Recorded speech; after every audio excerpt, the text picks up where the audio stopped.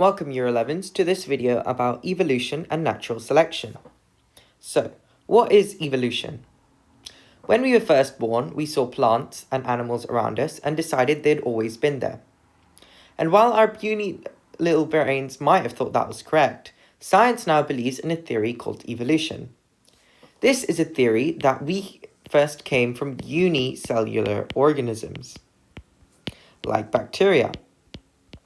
And then slowly, over a period of millions of years, developed into multicellular organisms like plants and animals.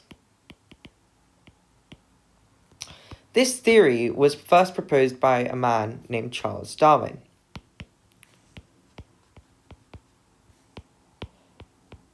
He published his findings in a book called The Origin of Species.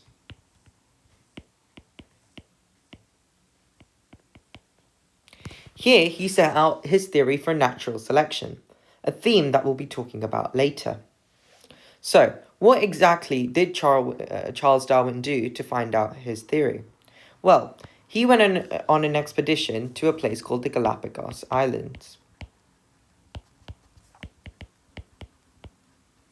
There, he observed a bunch of finches. If you don't know, finches are small birds that are native to tropical areas.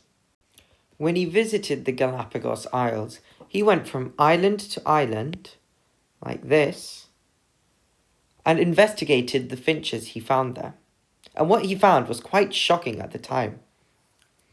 So, he found out that there were several varieties of finches on different islands, and they each were related to one common ancestor. In this case, the ancestor was a seed-eating ground finch. He found that the finches on different islands focused on different diets. Most of them focused on insects, some focused on seeds, and the others focused on cactuses and fruits. These different diets were suited for what was available in those islands, and he found that in islands that lacked a lot of flora, finches tended to focus more on the fauna. He also found that each of the finches, while related, had different shapes of beaks. He believed that the shapes of beaks helped them to find the source of energy they were going for. For example, let's take this finch. This finch has a diet of mainly insects. It has a long and thin beak so that it can crack into crevasses and try and find insects there. This made it particularly advantageous to have a thin and long beak. Now, let's go over here. This finch has a very large beak. It looks like it can be quite strong, and this is necessary because trying to break down seeds to make it more edible would take quite a lot of force. All of this helped him to come up with a theory in trying to explain why finches had differentiated from the seed-eating ground finch that we'd mentioned earlier. When he came back home, him and another scientist named Alfred Wallace, who at the time was working in an island called Borneo, he and Darwin communicated quite frequently, and once they had found out they had similar ideas, they peer-reviewed each other's work and decided to present a project together to the Linnean Society. This then led to the publication of their theory, and Charles Darwin went on to write The Origin of Species, as we mentioned before. Now, it's quite common to get an exam question about Darwin and Alfred Wallace and the process that they went through to get their thoughts published. The main thing you want to focus here is that it was peer-reviewed and that there was two forms of evidence that they could rely on. One was finches and the butterflies and insects that Alfred Wallace had found. Now, we talked about the origin of species. One of the main talking points on the origin of species was a theory called natural selection.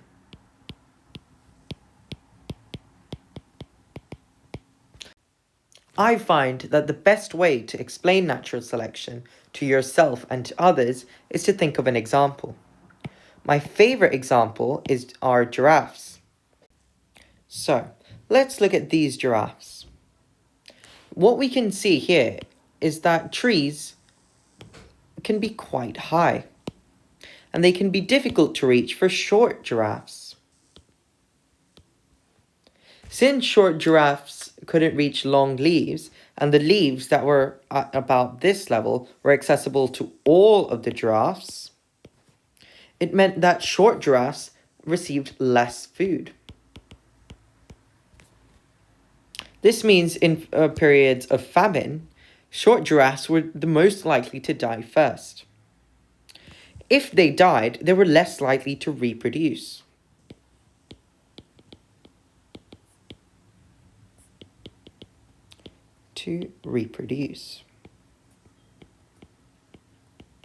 And if they don't reproduce, they can't pass on the alleles of being short. This means that over a long period of time, there are less likely to be short giraffes, and tall giraffes that are more likely to withstand a famine get to pass on their alleles, and over time, their alleles are more common than short giraffe alleles. This means that now, in the present day, you're very, very unlikely to find any short giraffes remaining, and most of them will be many meters long. So, let's recap. There is variation in a species caused by meiosis and sexual reproduction, and this creates a range of alleles.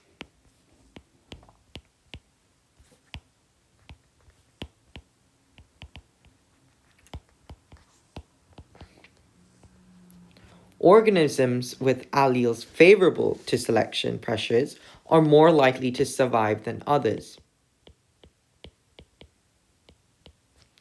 Organisms that are more likely to survive are also more likely to reproduce and therefore pass down their alleles. Over long periods of time, the beneficial allele dominates the population,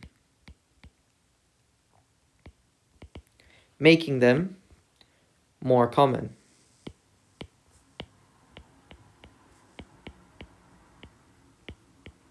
You will very, very, very likely be asked a 4-mark question on this topic, and it is a very easy answer to replicate. It's the same thing over and over again, where you talk about variation in a species is alleles. Organisms with alleles more favorable to selection pressures are likely to survive, and so on and so forth.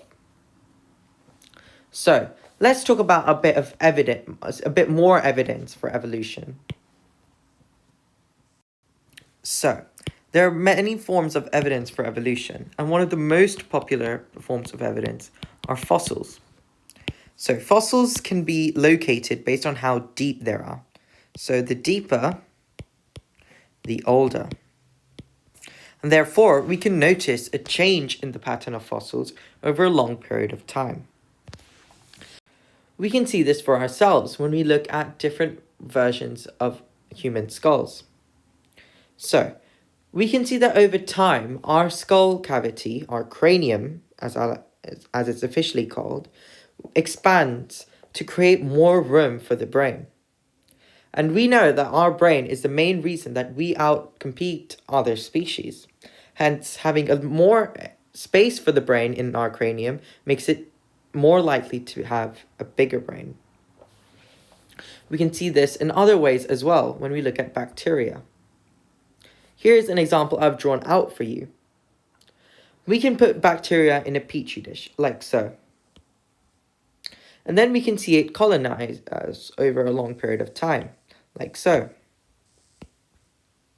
However, as we colonize, there may be bacteria in there, which we probably cannot see, that have different characteristics, which I've marked with red. Now, At this point, between stages 2 and 3, we can put in a selection pressure, like an antibiotic. All of a sudden, most of the bacteria die, apart from the ones that were resistant to the antibiotic. And over time, if we let it grow back again, we can see that all bacteria in the petri dish are antibiotic resistant.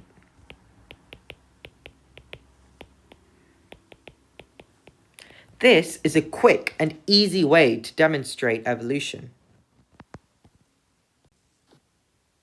Now that we have some evidence about natural selection and evolution, how do we categorize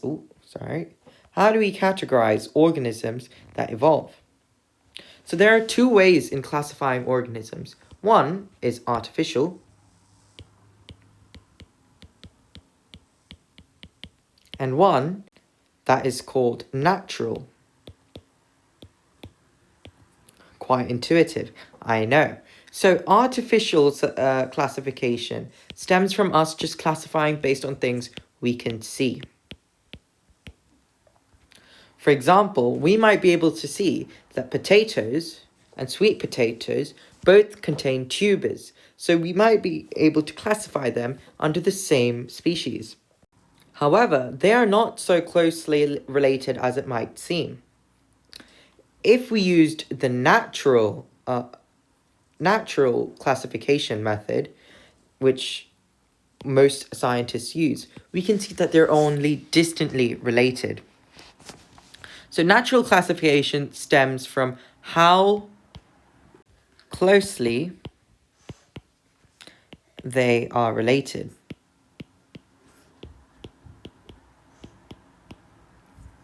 What I mean by this is that natural classification often looks at a family tree.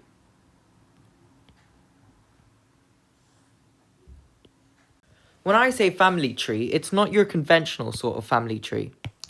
Instead, it's more like a species tree. Wherever I place a red dot represents where a species would technically be placed on this tree. As you can see, there are 1, 2, 3, 4, 5, 6, 7, 8, 9 different species within this tree. And there are several places where they've branched out from common ancestors. Technically, we can say this species here and this species here are related, but however, their ancestry goes quite a long way back. They may have differentiated even further from there. However, this species here and this species here are much more closely related as they share a common ancestral species. Now, how do we name all these different sorts of species, as eventually they all connect back to that one unicellular organism? Well, phylogeny has a method for this, and it's called taxonomy. The best way to remember the different levels of taxonomy is using King Philip can only find good socks. Each one of these letters represents a different level. It starts with kingdom, phylum, class, order, family, genus, and species. The further back you go on this species tree, the further back you'll go in this order. Each red dot represents a different species. However, every species in this tree may be part of the same genus or family, and they are certainly the same from the same kingdom and phylum. As I said, the further back you go, the more likely you are to find that they are from different families or different genuses. And there you have it. That is evolution explained in 15 minutes. Thank you for watching, and best of luck for your exams.